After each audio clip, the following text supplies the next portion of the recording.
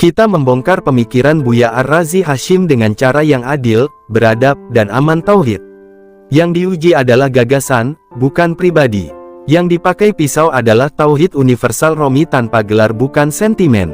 Catatan penting, saya tidak menuduh niat, tidak menghakimi iman. Yang kita bedah adalah struktur berpikir dan implikasi tauhidnya. 1. Peta umum pemikiran, ringkas dan netral.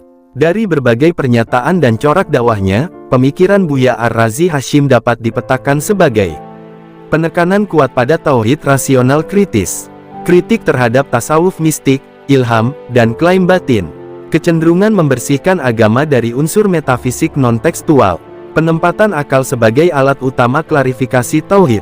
Sampai di sini, niatnya tampak menjaga kemurnian tauhid. Masalahnya muncul di batas akal dan wilayah realitas ilahiyah. 2. Uji pertama, uji posisi akal tauhid universal. Pertanyaan kunci, apakah akal alat untuk membaca kebenaran, atau hakim terakhir atas realitas Tuhan?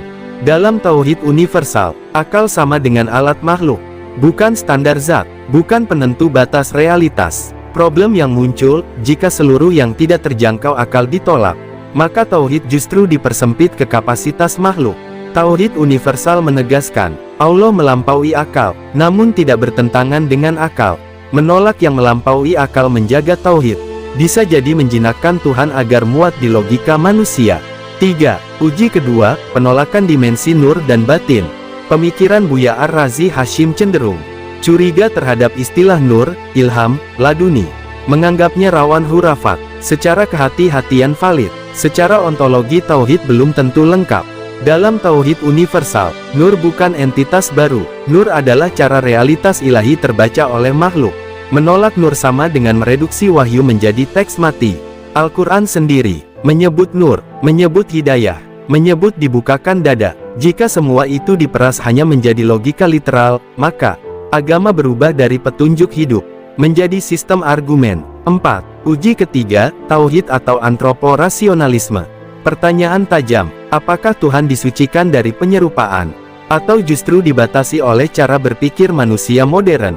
Tauhid universal mengingatkan bahaya baru. Dulu, antropomorfisme fisik, sekarang, antropomorfisme rasional, yaitu, Tuhan dianggap valid, jika bisa diterima oleh pola pikir tertentu.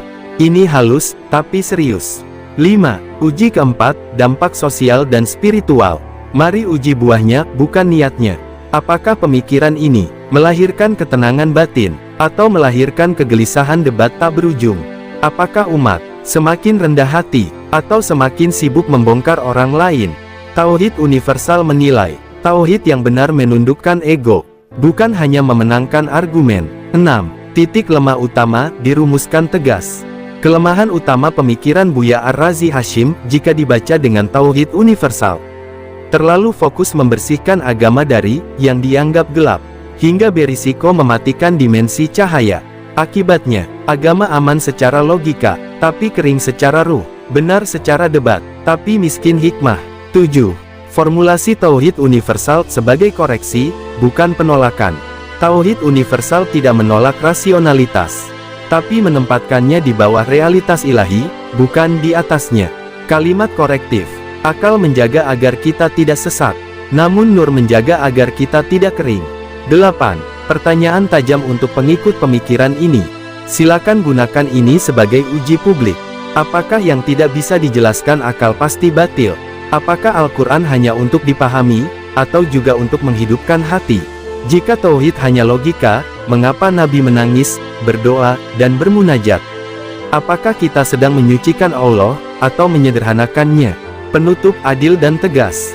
Buya Ar-Razi Hashim punya kontribusi dalam membersihkan syirik kasar, tapi berpotensi mengabaikan wilayah kesadaran ruhani.